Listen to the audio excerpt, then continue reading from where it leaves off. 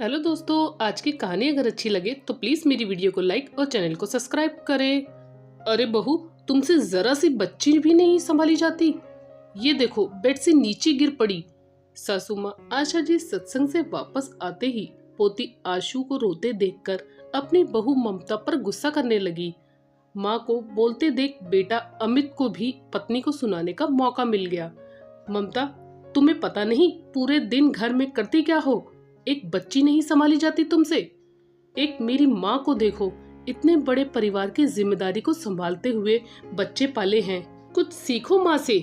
देखो अमित, अब मैं परमानेंट उसके पास भी तो नहीं बैठ सकती, वरना घर के सारे काम कौन करेगा? माँ जी, और आप दोनों भाई बहन ना तो घर के कामों में मेरी जरा भी मदद करेंगे, न ही आशु को संभालने में। हर काम अकेले मुझे ही करना है। तभी माँ जी बोली, घर और बच्चे हमने भी संभाले, लेकिन तुम्हारी इस तरह लापरवाही नहीं की कभी। भाभी, आपको जरा सा घर का काम और आशु को क्या संभालना पड़ता है? आप तो परेशान हो जाती हैं। तुम तो चुप ही रहो तो ज्यादा अच्छा रहेगा।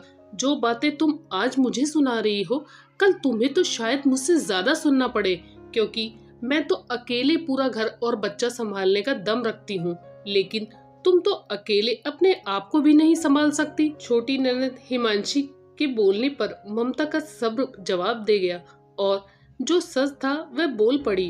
अपनी बेटी से बहू को इस तरह बात करते देखकर आशा जी तिलमिला गई और बोली, वह मेरी बेटी है और मैंने बड़े लाड प्यार से पाला है। जब मैंने उससे कभी कोई काम नहीं करवाया तो तुम कौन होती हो उससे इस तरह बात करने वाली? देखा अमित, जब बात बेटी पर आई तो माँ जी कैसे तिलमिला उठी, और मैं घर की बहू पूरे दिन जी जान से बिना किसी की मदद के घर के सारे काम निपटाती हूँ। उसके बावजूद कोई मुझे सुनाने से नहीं चूकता। आखिर मैं पूरे दिन घर में करती क्या हूँ? तो सुन लीजिए मैं क्या क्या करती हूँ। घर में हम 5 लोग हैं। सुबह जब से उठती हूँ सबसे पहले सबको गुनगुना पानी दो। माँ जी और हिमांशी योगा करती है तो योगा मैट में ही बिछाती हूँ। वहाँ पानी की बोतल भी मैं ही रखती हूँ। माँ जी का योगा के बाद जूस मैं ही देती हूँ। तुम्हें बेड टी बेड पर ही देती हूँ। तब तक आशु के दूध का समय हो जाता है। उस बीच मुझे एक गिलास पानी पीने का समय भी नहीं होता। उसके बाद सबके नाश्ते का समय। सबको अलग अलग तरह के चाय और नाश्ता चाहिए। हिमांशी को ग्रीन टी, माँ जी को ज्यादा दूध ज्यादा शक्कर वाली चाय और तुम्हें कड़क चाय चाहिए। उसके बाद तुम अपना टिफिन लेकर ऑफिस निकल जाते हो। हिमांशी अपने इंस्टीट्यूट चली जाती है। माँ जी सत्संग चली जाती है। मैं घर में सबके कपड़े धोने में, घर की साफ सफाई, बर्तन साफ करने में, आशु को नहलाना सब करती हूँ। उसके बाद सबके खाने का समय तो सबका मनचाहा पसंदीदा खाना तैयार करके फिर सब अपने समय पर आकर तरह तरह के व्यंजनों में से सजी डाइनिंग टेबल पर मेहमान की तरह बैठेंगे और स्वादिष्ट खाना का आनंद लेंगे और आराम करने अपने अपने कमरे में चले जाएंगे। मुझसे कोई एक बार नहीं कहता, तुम भी छोटे बच्चे की माँ हो, तुम्हें तो नाश्ता करने का भी समय नहीं मिलता, लाओ थोड़ी देर आशु को मुझे दे दो, तुम खाना खा लो। माँ जी, आप कभी खुद सोचती हैं या हिमांशी से कहती हैं कि मेरी किसी काम में मदद कर दे या फिर बच्ची को जरा देर संभाल ले? नहीं ना, क्योंकि मैं आपकी बेटी नहीं बहू हूँ। बेटियों के फोन आते हैं तो वह अगर जरा सी शिकायत कर दे कि माँ काम और बच्चों से फुर्सत नहीं मिलती, तो आप कैसे तड़प से उठती हैं, और वही व्यवहार बहू के साथ करते जरा सा संकोच नहीं होता, बल्कि यह और जताती हैं कि तुम करती ही क्या हो।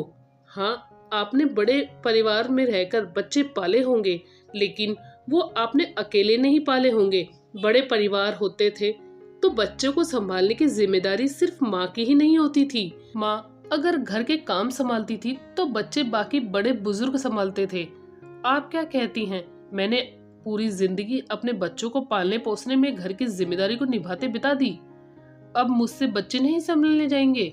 आपको तो बस टाइम टू टाइम खाना पीना सत्संग यही सब चलता है। बहू को जरा सा प्रोत्साहन और सहयोग देने की बजाय ताने मारने से नहीं चूकती। फिर अमित को बोली, आपने ऐसा सोचा क्यों? मेरे पास सबके लिए समय है, लेकिन अपने लिए क्यों नहीं? क्योंकि मैं बेवकूफ सबको खुश करने के चक्कर में, सबके मुंह से जरा सी तारीफ सुनने के चक्कर में अपने ऊपर अपनी बेटी के ऊपर ध्यान नहीं दे पाती। ये लगता है कि सब खुश रहे, सबका कर दो, मेरा क्या, मैं तो कुछ भी कैसे भी खा लूंगी, लेकिन बदले में क्या सुनती हूँ कि तुम पूरे दिन करती क्या हो। लेकिन अब नहीं, आप सब अपने अपने हिस्से के काम खुद ही करेंगे और मैं अपने और अपनी बेटी पर पूरा ध्यान दूंगी। जब इतना कुछ करने के बाद भी यही सुनना पड़ता है कि क्या करती हो पूरे दिन, तो अब से कुछ नहीं करूंगी। अपनी बात कहकर ममता बेटी आशु को लेकर अपने कमरे में चली गई। पीछे सासू माँ अमित और हिमांशी अभी तक विश्वास नहीं कर पा रहे थे कि हमेशा चुप रहकर हर काम करने वाली ममता इतना कुछ बोल गई। तब अमित बोला, माँ, ममता कुछ गलत नहीं कह रही, सबको अपने अपने हिस्से का काम खुद करना चाहिए। हिमांशी, तुम भी भाभी की मदद किया करो। और माँ, आप आशु को तो संभाल ही सकती हैं, अभी इतनी भी बूढ़ी नहीं हुई है। आप लोग करो या ना करो, लेकिन मैं तो अब उसका साथ दूंगा।